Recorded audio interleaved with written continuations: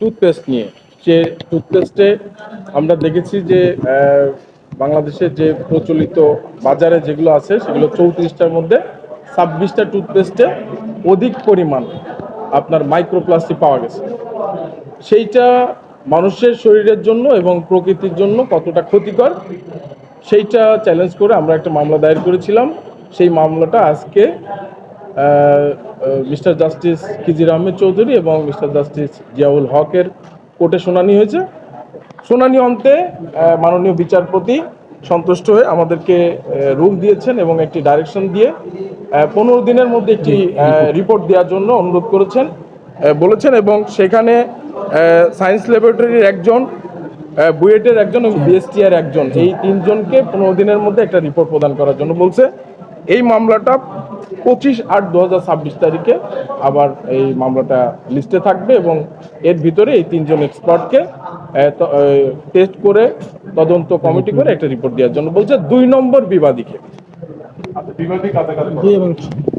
একটু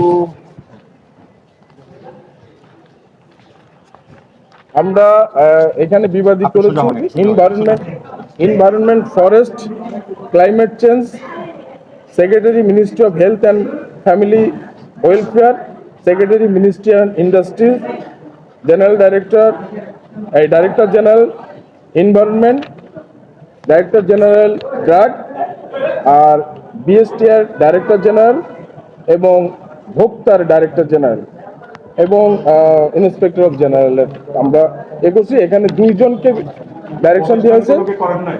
2 নম্বর বিবাদী health and family welfare এবং 6 নম্বর বিবাদী BSTI.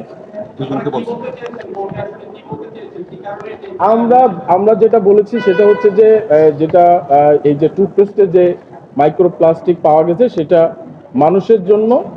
মানুষের শরীরের জন্য কতটা ক্ষতিকর সেইটা টেস্ট করে, এবং এইটা এই যে টুথপেস্টে যে প্লাস্টিক পাওয়া যাচ্ছে সেটা পরিবেশের জন্য কতটা ক্ষতিকর এই রিপোর্টটা করার জন্য এই কমিটিটা ওনারা করেছেন। কোর্ট কিছু বলেছে আপনাদের? না, কোর্ট সন্তুষ্ট হয়ে তো রুল এন্ড ডাইরেকশন দিয়েছে। কোর্ট বলেছে যে এটা তো মারাত্মক বিষয়, মানে এটা ন্যাশনাল ইস্যু, বাংলাদেশের প্রত্যেকটা মানুষের।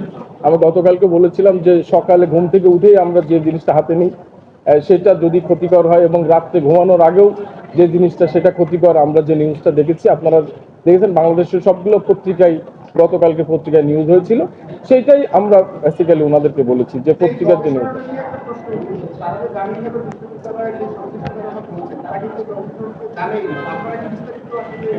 আমরা এই যে প্রাইভেট সংস্থা গবেষণা করছে, যে রিপোর্টটা তারা প্রদান করেছে সেই রিপোর্টটার আলোকেই কিন্তু আমরা বলছি, যেহেতু এটা প্রাইভেট প্রতিষ্ঠান তো সেই জন্য সরকারি প্রতিষ্ঠানকে দিয়েই গবেষণাটা করার জন্য আমরা বলেছি। না, কোর্ট কোনো মন্তব্য করেনি। কোর্ট বলছে যে হ্যাঁ এটা তো হওয়া উচিত, কারণ এটা হ্যাঁ রুলের টার্মটা রুল কত রুল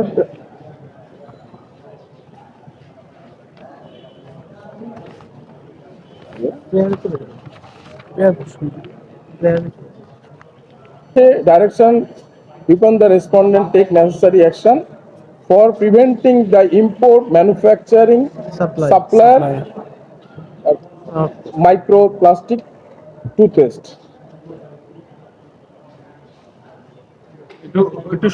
আগামী 15 বলছে দিন, যে আগামী 15 দিন বাংলাদেশের যে টুথপেস্ট গুলো আছে সেগুলো যেগুলো মার্কেটে আছে এবং যেগুলো ইম্পোর্ট করে এবং সাপ্লাই হচ্ছে, সেইগুলোর পরে কেন আপনার এগুলো যেগুলোতে প্লাস্টিক পাওয়া গেছে বা যদি যায় তাহলে সেটা কেন অপসারণ করা হবে না এইটা।